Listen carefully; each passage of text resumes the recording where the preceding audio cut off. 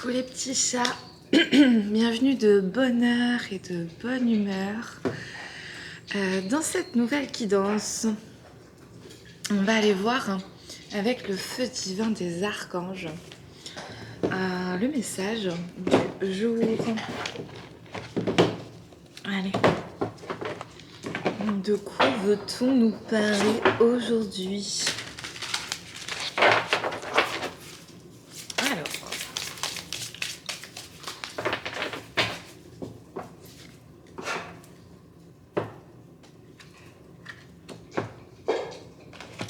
Alors, on a Rick Biel. Je ne sais pas si vous voyez bien. Hop, et moi-même, ça pourrait être mieux. C'est pas grave. Hop. Alors, on a Rick Biel, la compassion. Même si certains se comportent ô combien mal, essayez de le voir avec les yeux de la compassion. Considérez les autres comme vous aimeriez être considérés.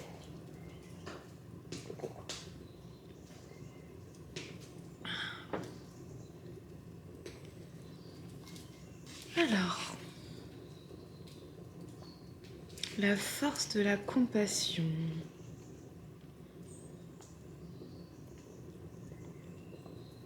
Bon, très bien. Alors, on va aller voir quelles sont les épreuves finalement qui nous poussent à la compassion avec la bienveillance de Rick Biel. On va aller voir ça avec l'oracle des mémoires akashiques.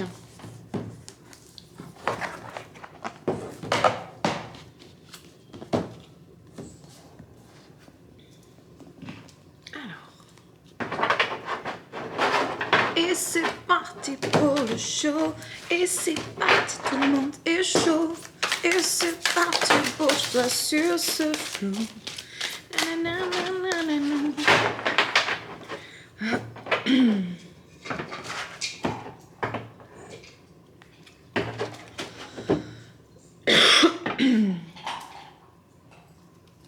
C'est bon. Ok. Alors. Super. Donc, grâce à la compassion, déjà envers nous-mêmes,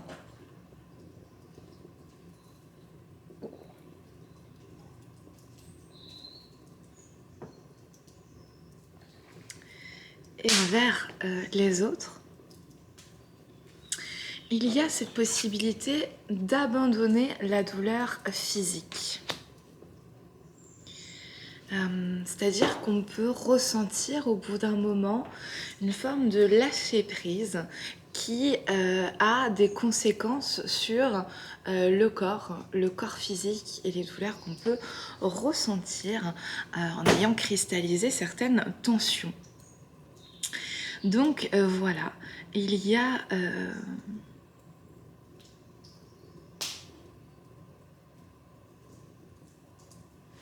cette forme douce qui s'installe un petit peu progressivement. Plus de douceur, plus de compassion et plus de soin pour le corps. Et cette démarche amène dans cette douceur une considération particulière pour le mal qui a été fait et engendré aussi pour son corps. Donc cette compassion avec Rick Biel, c'est la compassion pour son âme, pour son énergie vitale, pour son corps physique, pour ses cellules, pour son énergie, pour son cœur, pour... C'est comment envoyer de plus de lumière, le plus d'amour, le plus de considération, de soins possible à notre corps et notre énergie,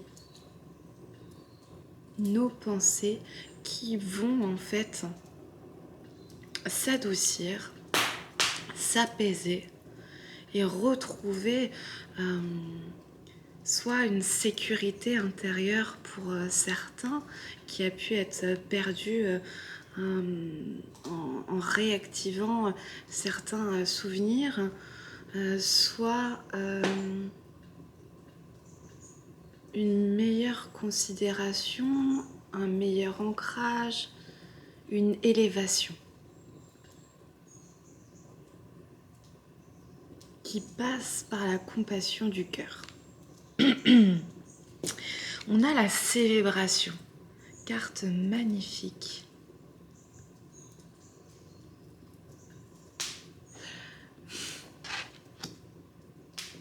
J'ai vu que ma chienne a pu partir. Je reviens. Hop, je vous laisse avec le petit feu. J'arrive.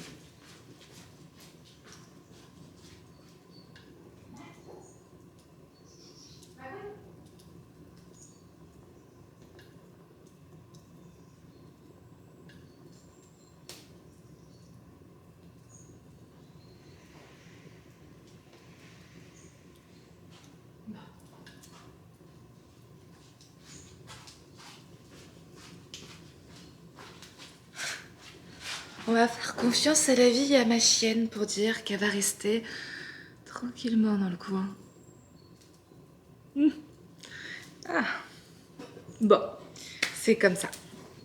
Alors, on a la célébration. Déjà, je trouve magnifique comme carte. Célébrer au quotidien ces petites victoires. Ce sentiment de gratitude de ce qu'on a pu faire ou incarner être aujourd'hui. Quel pas j'ai pu faire vers moi, vers le monde, comment j'ai pu soit élargir ma zone de confort, soit compter les petites victoires du quotidien, être dans la gratitude. Avec cette célébration, par exemple, pour ceux qui sont appelés lors des pleines lunes ou des nouvelles lunes ou à d'autres instants, de pouvoir en fait faire des petits actes symboliques, des petits rituels de purification, des petits actes psycho-magiques qui, à force, en fait, permettent de ritualiser son quotidien, de s'ancrer et d'amener un petit peu cette magie régulièrement dans l'air. On a la patience. Cultiver son jardin intérieur amène cette idée de quand je plante des graines, j'ai besoin d'arroser régulièrement et ça pousse déjà à l'intérieur. Tout le cheminement se fait déjà à l'intérieur. Il y a des étapes nécessaires avant de pouvoir faire éclore et voir éclore toutes les graines qui ont été semées. Donc, cette patience et cette bienveillance envers soi-même et envers les autres qui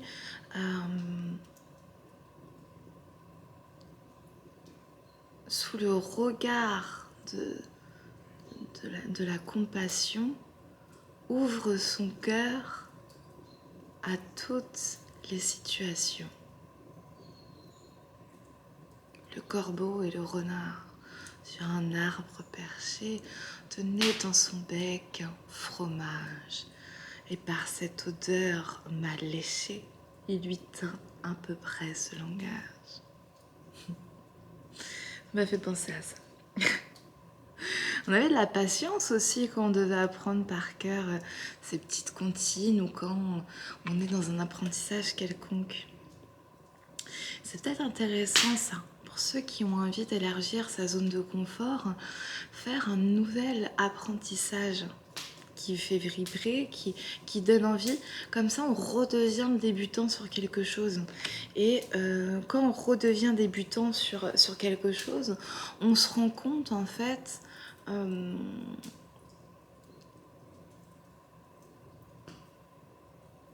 qu'il y a plein de choses qui peuvent sembler logiques à l'autre et qui pourtant ne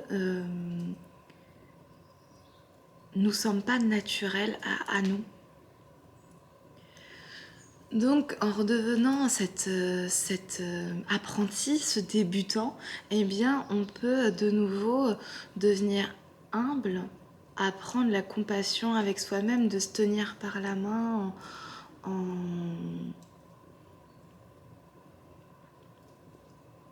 s'accompagnant au mieux sur l'apprentissage. Et justement, quand on n'a pas eu la forme d'apprentissage qui était saine dans l'enfance, bien là, c'est de se dire comment je peux être la bonne mère et le bon père pour moi-même et m'accompagner sur le chemin d'apprentissage en toute bienveillance et en compassion avec toutes les parties de moi qui n'y arrivent pas, avec toutes les parties de moi qui peuvent aussi créer un discours négatif hérité du passé quand il y a de l'échec et créer aussi des émotions particulières relatives au rejet, au chamboulement intérieur que les émotions et les pensées peuvent créer qui sont héritées d'une certaine forme de conditionnement.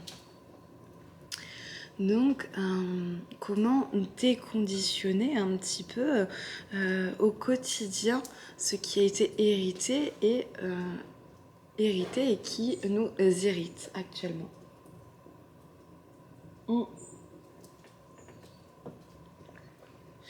Et là, on a l'activation de la triple flamme. Donc, finalement, c'est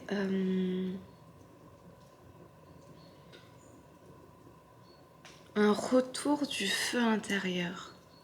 Cette petite flamme intérieure, ce feu de cheminée qu'on peut venir alimenter. Hop. On allume des bûches, on met de la chaleur et ça fait du bien. Et c'est un peu ça, c'est comment nourrir mon feu intérieur et l'alimenter avec du bois, avec de l'eau, avec des plantes, avec des éléments naturels pour retrouver au fur et à mesure ma vitalité, mon entrain et ce goût de vivre, ce goût du quotidien. Voilà. Et c'est comme si intérieurement, il y avait justement un équilibre au niveau énergétique qui amène un équilibrage au niveau du corps émotionnel. Alors, c'est comme si en fait tout était relié. On avait parlé de l'abandon de la souffrance physique, ici équilibrage du corps émotionnel. Une fois en fait qu'on libère notre corps, qu'on libère des émotions et qu'on travaille à l'équilibre de notre énergie avec patience et célébration, si je reprends toutes les cartes, eh bien un rééquilibrage interne peut se faire. On va regarder avec la guérison chamanique quels sont les messages un petit peu complémentaires.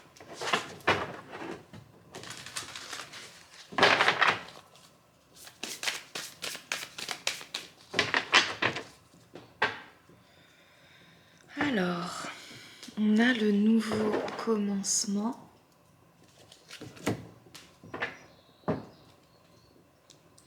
Développement psychique. Intégrer passé, présent, futur. Hop, on a énergie de guérison et ancienne sagesse. Intéressant.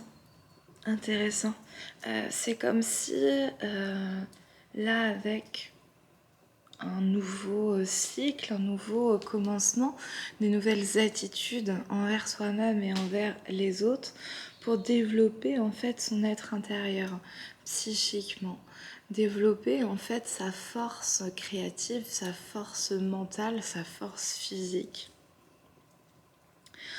pour justement arriver en fait à pardonner tout ce qui est passé. Et comme on avait avec Rick Biel la compassion au début, avec regarder avec les yeux de la compassion même les personnes qui se portent ô combien mal, c'est bien qu'il y a eu ou étaient des événements ou étaient témoins d'événements qui ont pu en fait marquer profondément notre âme, notre énergie vitale.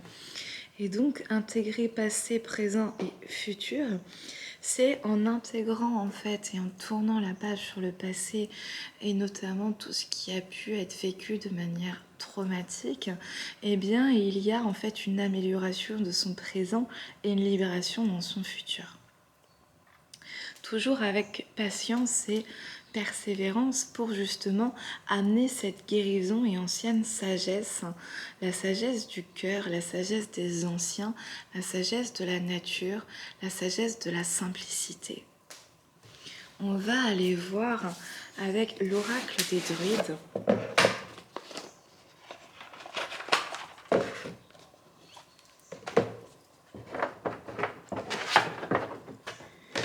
Hop. Quels sont les animaux de pouvoir qui sont là et quels sont un petit peu leurs messages d'intégration. On a la grue et on a le dragon de la terre.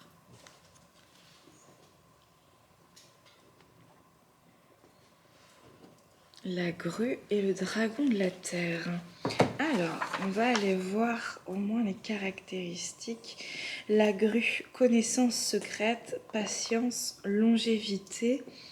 Le dragon de la terre, pouvoir potentiel, richesse.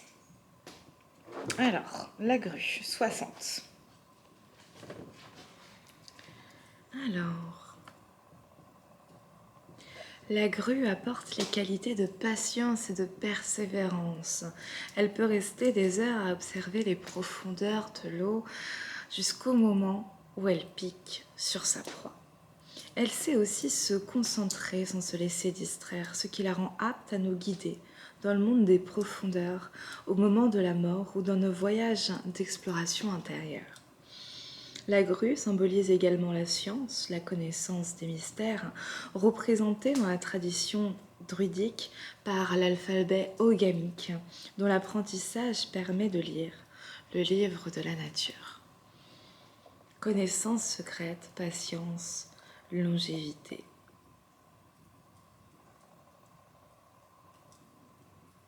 Génial. Ok, et on va lire le dragon de la terre. Pouvoir, potentiel, richesse. 136. Donc le dragon de la terre nous confronte à nos propres potentiels. Nous apprenons avec lui à utiliser les talents et ressources qui sont amassés en nous. Le gardien de ce trésor nous a peut-être jusque-là empêchés de nous en approcher, mais nous sommes prêts à comprendre qu'il ne représente qu'un des aspects de notre personnalité. Apprenons à le connaître et à l'aimer. Il nous montrera les secrets de notre cœur. Nous décèlerons alors plus facilement la force et la beauté qui se cachent dans le cœur des autres.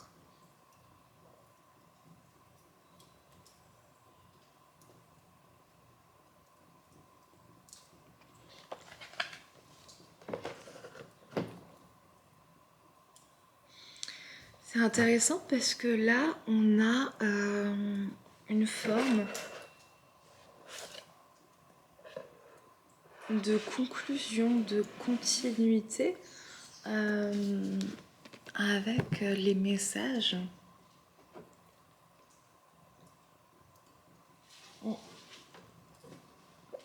Juste regarder ma chaîne.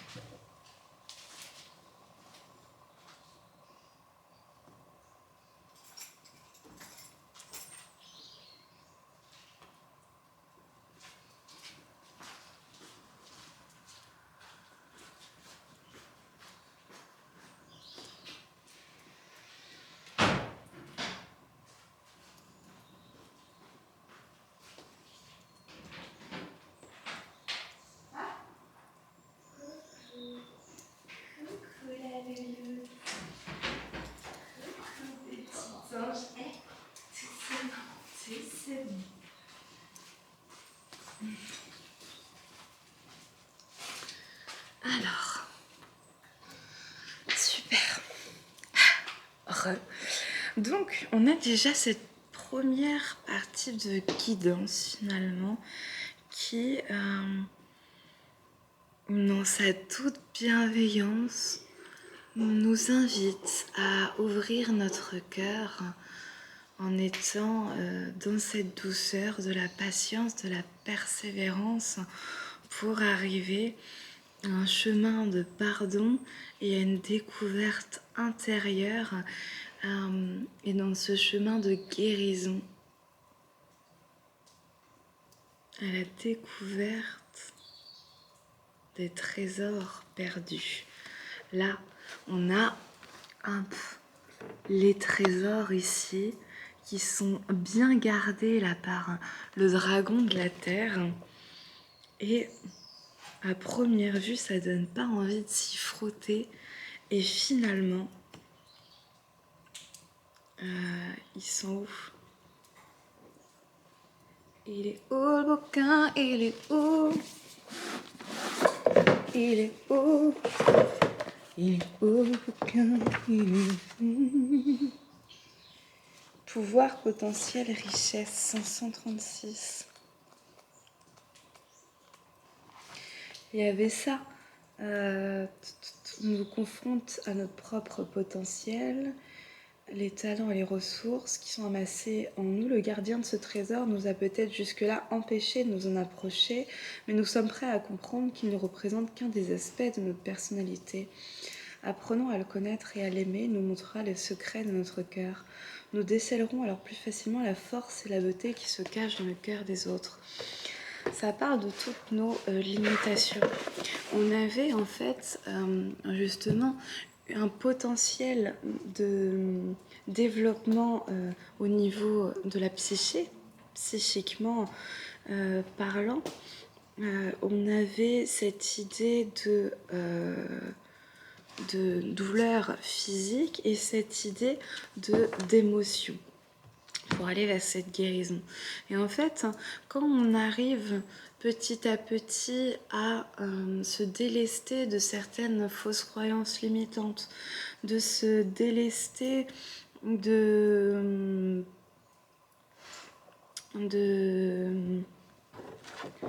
se délester, de travailler avec son corps physique et d'y apporter les soins nécessaires pour un soulagement des douleurs et de s'autoriser à ressentir pleinement les émotions en allant aussi activer des énergies en nous, faire tout ce cheminement et ce voyage intérieur, eh bien, il y a cette possibilité en fait de revoir tous les trésors qu'il y a en nous. Souvent, quand on parle de l'ombre, on a cette peur finalement du vieux croque-mitaine planqué sous le placard. Il peut y avoir ça, pas de souci. Et il y a aussi justement tous ces trésors, tous ces potentiels. Par exemple, si on se dit timide ou réservé ou introverti, ce sont des mots pour dire qu'il y a eu une interdiction dans le passé qui a figé une partie de son énergie vitale, notamment au niveau de l'expression de soi, donc du chakra de la gorge.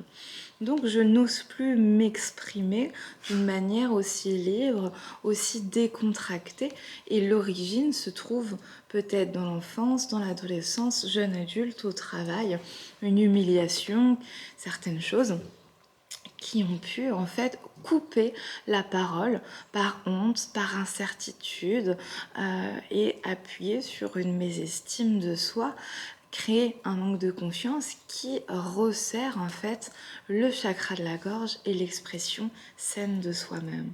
Quand on gratte un peu ce potentiel, quand on élargit sa zone de confort en se disant un peu au quotidien, je vais m'entraîner à parler devant ma glace, je vais chanter, je vais écrire, je vais m'autoriser à m'exprimer, poser une question par jour, aller parler à des inconnus dans la rue.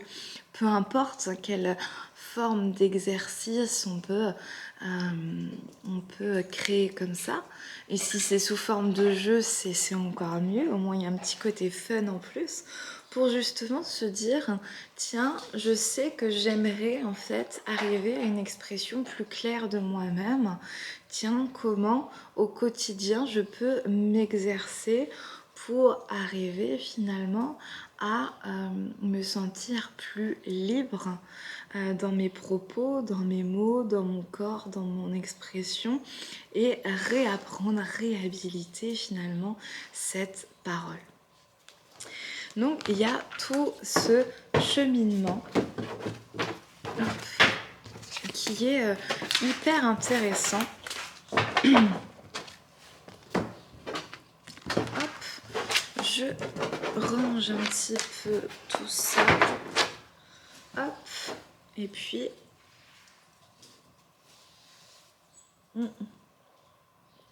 et on va continuer l'aventure avec l'oracle du peuple animal, mais cette fois-ci d'Arnaud Rioux.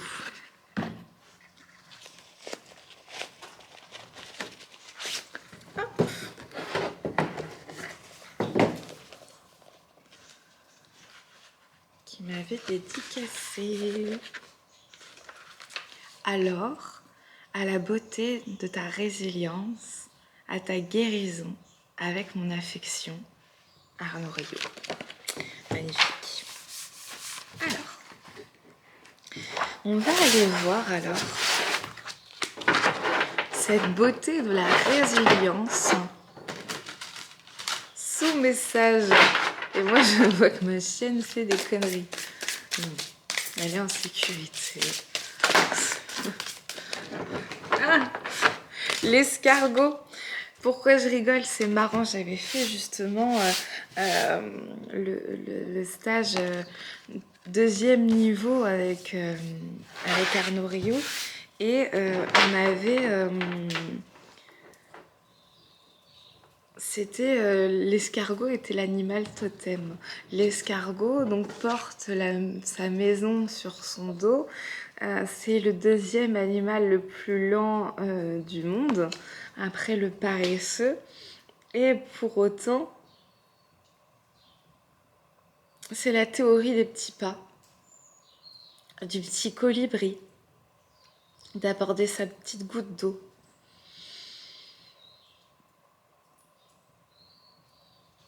Bon, on va aller voir son message. Est-ce qu'il y en a d'autres? Non. Ok. C'est vraiment le petit clin d'œil de l'escargot, mais qui fait plaisir. Voilà. L'escargot.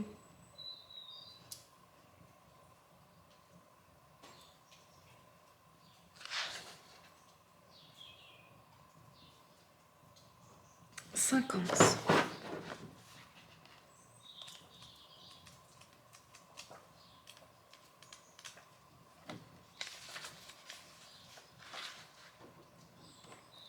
C'est dans la lenteur que tu découvriras la plénitude. C'est une invitation à revenir à l'essentiel, comme l'escargot qui incarne la sobriété heureuse. L'escargot incarne la pleine conscience. Observer un escargot en mouvement, c'est déjà un support à la méditation. L'escargot est pleinement en lien avec chacune de ses sensations. Tout son pied est en contact avec le sol quand il se déplace. Lorsqu'ils s'accouplent, les escargots font partie des rares espèces à s'enlacer face à face dans un mouvement d'une grande sensualité et d'une tendresse touchante.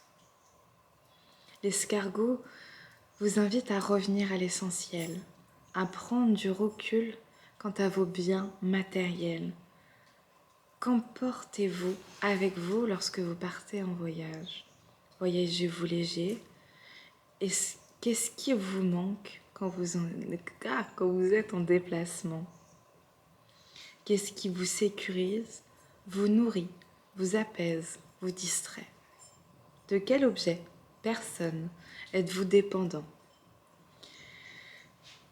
Revenez à votre coquille, revenez à vous et à votre essence. Vous découvrirez que rien ne vous manque et que tout est chez vous. Magnifique. Et on a l'aigle derrière. Et comme quoi on se rend pas compte comme ça et l'escargot nous envoie un message d'une puissance incroyable. 70, l'aigle, on va voir. C'est en prenant de la hauteur sur les obstacles que tu les transformeras en défis. Voilà, je lis juste cette petite pensée en plus et je vais garder le petit big up de l'escargot. Hop, ici. Bien, hop, on va continuer alors ce petit voyage. Hop. Finalement, le retour chez nous. Et le téléphone maison. La simplicité, la détente et pas la relaxation, prendre le temps, je sais plus le nom.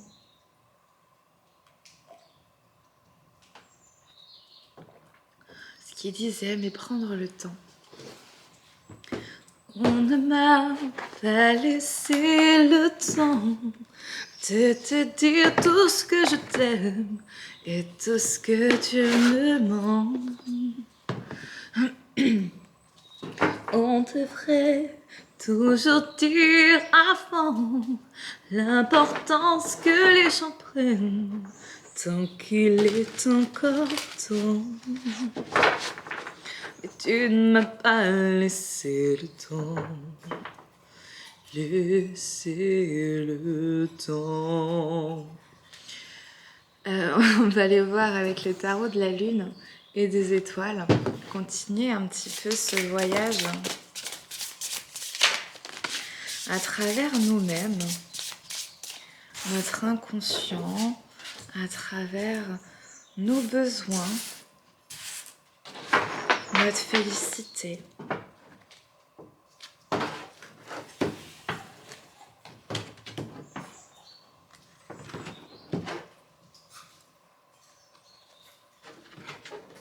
Ok. Alors, on a le cavalier de bâton, l'immaturité à l'envers. On a le 2 de coupe, relation, c'était à l'envers, je crois. Attends. À l'endroit, non. À l'envers, oui. Ok, donc 2 de coupe, relation à l'envers.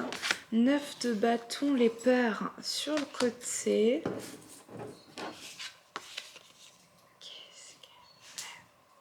Ah, le monde, acheminement à l'envers.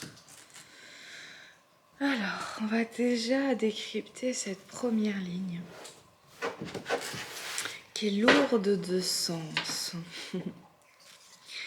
Alors, c'est comme si, en fait, l'expérience avait forgé en nous-mêmes une forme d'un passage d'immaturité relationnelle à un recul, une maturité relationnelle pour mettre en avant des peurs.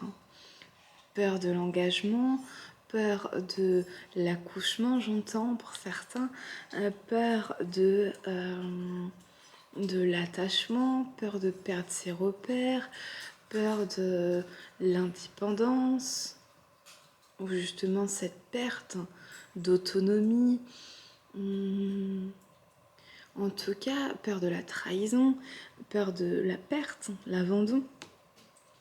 L'expérience a pu mettre en avant différentes peurs qui peuvent se transformer en obsession, qui peuvent se transformer à quelque chose d'un peu compulsif, où on se surprend nous-mêmes par la violence de notre intériorité face à la douleur de la potentielle perte qu'il peut y avoir. Donc en fait, avec justement les expérimentations diverses et variées d'un point de vue relationnel qu'on a pu faire, c'est comme si il y avait une partie de naïveté, de candeur qui avait pu être soulevée par le voile. Un peu ce oui, oui, l'ourson où tout le monde est beau, tout le monde il est gentil, ou si je suis dans la bienveillance, tout le monde, ou dans la compassion, tout le monde va m'offrir cela en retour. C'est un terreau favorable à la manipulation, au mensonge et à ne pas respecter en fait ses propres frontières, ses propres limites. Et c'est comme si il y avait eu un balayement d'une partie des peurs relationnelles que l'on avait pu avoir. C'est-à-dire que partiellement, il y a pu avoir en fait tout un premier chapitre, un premier tome de livre qui, à travers ces expérimentations, ces expériences, ont permis en fait d'achever un cycle qui amène à un nouveau cycle relationnel. Et c'est comme si, pour l'instant, les peurs sont balayées en partie, de manière partielle.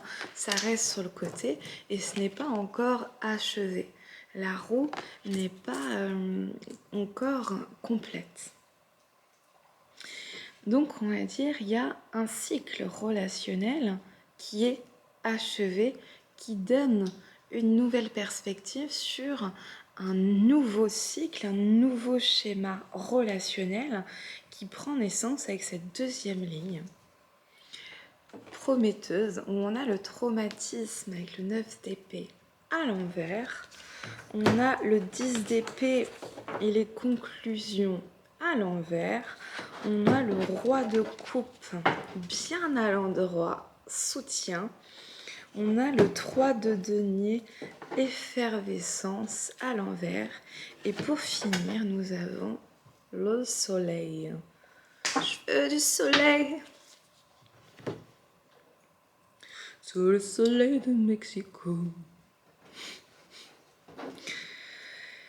Alors, moi, pourquoi je trouve ça génial cette deuxième ligne, c'est de se dire qu'on a appris, avec le 9 d'épée et traumatisme à l'envers, on a appris justement dans la résilience, dans la trahison, dans les peines, les cris internes. On a dû se relever de différentes situations, de différentes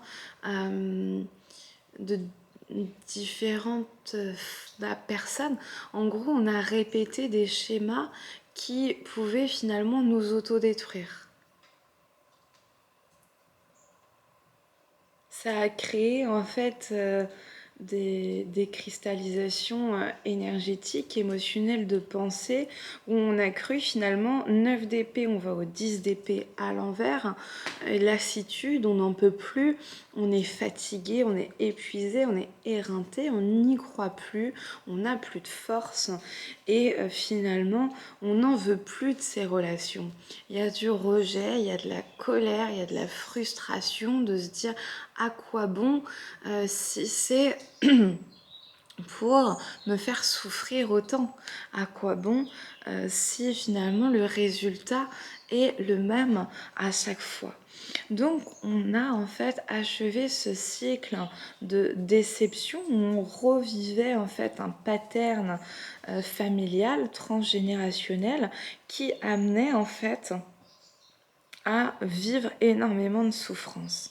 Et c'est comme si on retournait la situation avec ce roi de coupe et soutien de réhabiliter intérieurement cette possibilité en s'aidant aussi avec l'extérieur, cette possibilité de pouvoir être un soutien pour soi-même et un soutien aussi bienveillant pour les autres et finalement de recevoir aussi ce soutien. Cet rééquilibre en fait entre ce que je vais donner et ce que je vais recevoir. Si je reçois peu, je donne peu. Si je reçois mal, je peux couper et partir. on reprend en fait son pouvoir personnel et sa responsabilité sur les relations pour faire des choix. Parce qu'en fait, comme il y a moins de peur, il y a moins d'attache, il y a moins d'emprise, et finalement, il y a une clarté retrouvée, plus de force, plus de sérénité dans les liens qui amène toujours cette forme en fait de frustration, de se dire tout ça pour ça, les gars. J'ai morflé autant pour qu'on m'enlève une petite épine du pied. Mais qu'est-ce qu'on se passe? Théorie de l'escargot. La compassion et la lenteur de l'escargot. Parce qu'effectivement, il y a besoin de se ressourcer, de se régénérer. Tout ça a pu créer vraiment de la fatigue, de je n'en peux plus, j'ai trop donné en recevant finalement ce que j'avais besoin de recevoir pour me réveiller, pour sortir un peu de mes gonds intérieurs.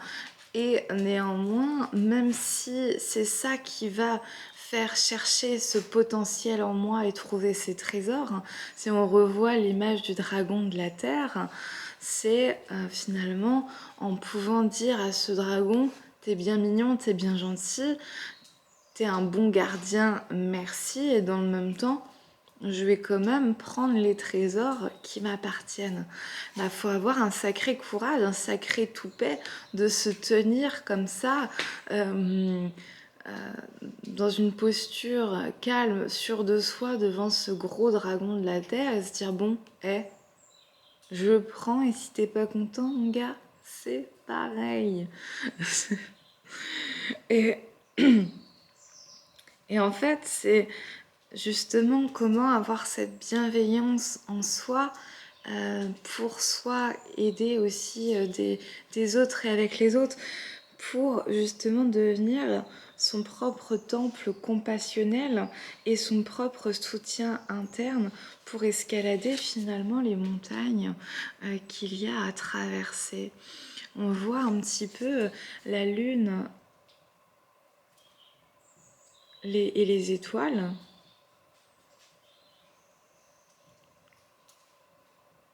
En fait, je sais plus ce que je voulais dire, parce que j'allais dire, je pensais qu'on voyait la lune et le soleil. Avec ici la lune et ici le soleil. Peut-être on pourrait penser ça. Bon, si moi je l'ai vu, je vais dire ce que j'avais un petit peu en tête en voyant la lune et les étoiles avec ce soleil que j'ai eu dans mon imagination. Bien, c'est comme s'il y avait le jour, la nuit, le tout, le rien, l'infiniment petit, l'infiniment grand. Et finalement, comme si avec l'escargot, toutes les petites choses et les petits gestes du quotidien comptent. Et ralentir quand il y a besoin de ralentir, accélérer quand il y a besoin d'accélérer, et épouser véritablement son rythme intérieur. Et on avait tout à l'heure, c'était avec quoi? C'est la grue qui nous disait ça, avec l'oracle des druides. Oui, la patience de la grue à observer sa proie pendant des heures avant d'attaquer au bon moment. Mais c'est exactement ça.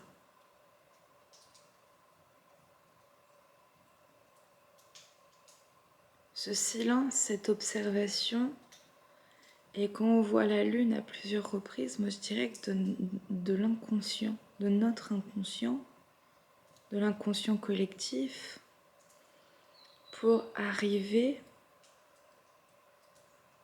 à une forme de plénitude en soi.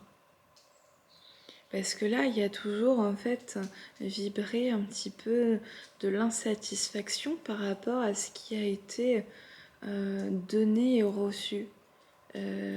J'ai trop donné par rapport à ce que j'ai reçu. Peut-être que c'est ça aussi la leçon à intégrer, à comprendre. Il n'y a peut-être pas besoin de donner autant pour recevoir beaucoup. Et peut-être en étant dans le moins et le mieux. Il y a cet accueil qui peut être là et qui peut en fait amener cette effervescence à l'endroit avec ce soleil et cette positivité. Derrière, on a voilà, on a le diable, l'as d'épée et le 7 d'épée à l'envers avec le 7 de coupe, les illusions. C'est comme si en fait l'ego était insatisfait parce que il y a toujours des addictions, il y a toujours des obsessions, il y a toujours un déséquilibre interne. Voilà, le truc de j'ai travaillé et pourtant c'est encore là, on me resserre encore cette lassitude d'avoir encore le même plat, etc., etc. Et en fait, quand on comprend que c'est une forme de manipulation mentale, égotique, qui veut arriver à un résultat sans faire l'effort de se brûler les doigts. Des fois j'ai ces expressions. Eh bien, c'est là où on voit en fait de manière un petit peu plus humble, un petit peu plus équilibrée finalement, ce besoin du temps nécessaire à sa réalisation et à inviter le soleil au quotidien. Et on n'en est peut-être encore pas totalement là. On a appris des leçons, intégré beaucoup de choses. Il y a besoin en fait de consolider les acquis en nous-mêmes, avec le monde extérieur aussi, pour cheminer justement sur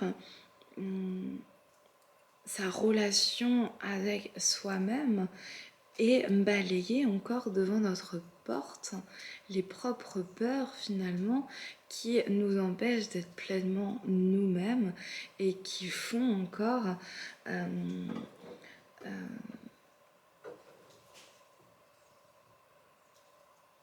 avoir des auto-trahisons ou des formes de compensation.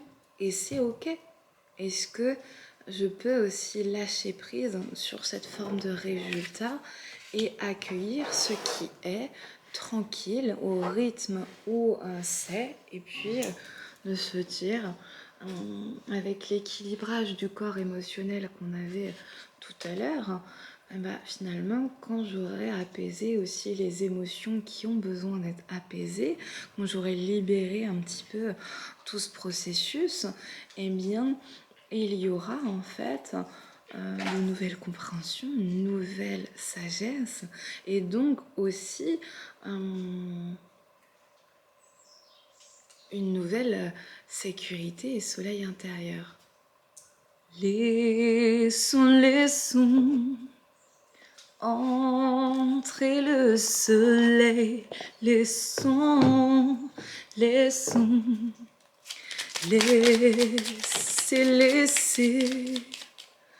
entrer le soleil, laissez ce qu'est traqué à bout de souffle marchand, pétrifié dans nos manteaux d'hiver, refoulé aux frontières du mensonge des nations qui crèvent. Tu es par tes rêves chimériques, écrasé de certitude, dans un monde glacé de solitude. Savoir, c'est quelque part il y a l'espoir d'être un jour les enfants du hasard. Je vois ma vie projeter son futur dans l'espace. Et le silence me répond en secret, sans secret. C'est bien la vie. C'est bien. Un gros câlin, ça. On s'est fait un gros câlin d'amour.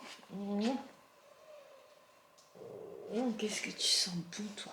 Qu'est-ce que tu sens bon, toi? Bébé.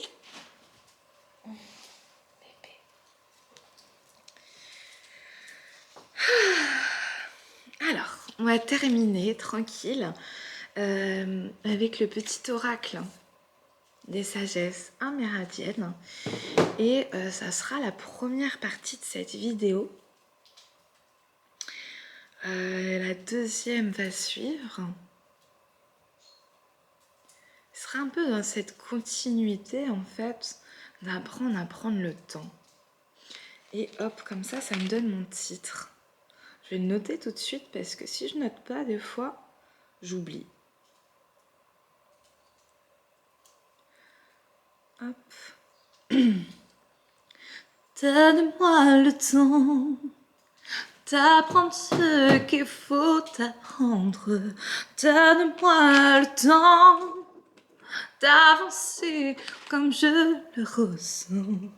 Y a pas d'amour au hasard, ni de rencontre trop tard. Si la patience s'apprend, j'apprendrai le temps d'apprendre. Le temps pour que tu m'attends. Le temps. Alors, la solitude est une muse, une alliée lucide qui offre le discernement. Elle te connaît plus que tu ne te connais toi-même et s'évertue à te dire qui tu es vraiment. Alors ne la rejette plus, accepte-la et tu ne seras plus jamais seul. Si tu es blessé, tu peux pourchasser durant 1000 lunes l'homme qui t'a lancé une flèche. Ou bien tu peux t'asseoir, retirer la flèche, soigner ta plaie et reprendre ta route. Un chemin mène à l'épuisement, l'autre à la félicité. Dans le vent, je ne vois pas le mouvement de l'air, pas plus que dans l'air, je ne vois la fureur du vent. Ils sont pourtant réels à mes sens. Même sans les voir, je sais que l'univers et les grands esprits m'accompagnent à chaque instant. C'est parce que tu trouveras la paix dans le tumulte que tu seras en mesure de connaître 1001 paix sans un seul tumulte. Se faire violence est parfois nécessaire pour connaître la douceur. À ne pas vouloir se prendre la tête, on finit par souffrir de tout prendre trop à cœur. À ne pas vouloir se prendre la tête, on finit par souffrir de tout prendre trop à cœur. À ne pas vouloir se prendre la tête, on finit par souffrir de tout prendre trop à cœur.